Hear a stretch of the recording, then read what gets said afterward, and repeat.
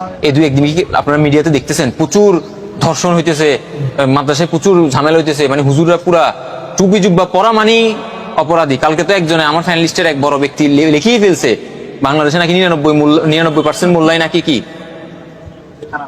মূর্খ। কে কে লিখছে বুঝছেন তো মোটামুটি।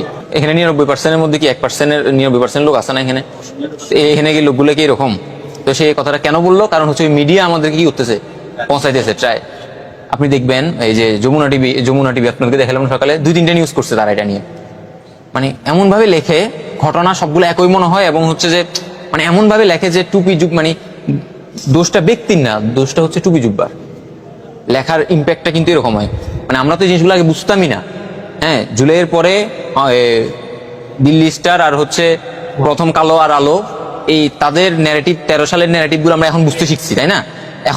এখন বুঝতে শিখছি, কিন্তু আমরা বুঝতে শিখার মাঝখানে আমাদের সামনেই কিন্তু তার একটা অপরাধ করে ফেলতেছে। সেটা কি আমাদের টুপি জুব্বাটারে পৌঁছাই ফেলতেছে। কেন পৌঁছাইতেছে?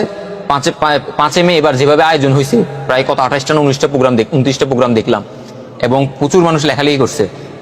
যে কিনা কোনোদিন শাপলা নিয়ে দরদও ছিল না, সেও দরদ প্রকাশ করছে জেনারেল লাইনের।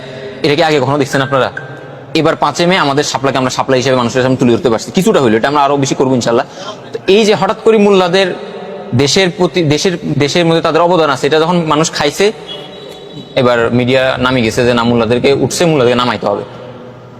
এই জন্য প্রচুর মিডিয়া তাদের পিছিয়ে লাগিয়েছে। আবার এটাতে আমরা নিজেরা অনেকে লেখালেখি করি। করবেন না প্লিজ। কেন করবেন না? আমি একটা কথা বললাম তো, ওরা হচ্ছে কোনো ব্যক্তিকে কি করতেছে না, ব্লাশ করতেছে না, মানে খারাপ বানাইতেছে না। ওরা টুপি জুব্বারে খারাপ বানাইছে। আর টুপি জুব্বার হোল্ডার আপনিও, মানে আপনি ওইটা পরেন।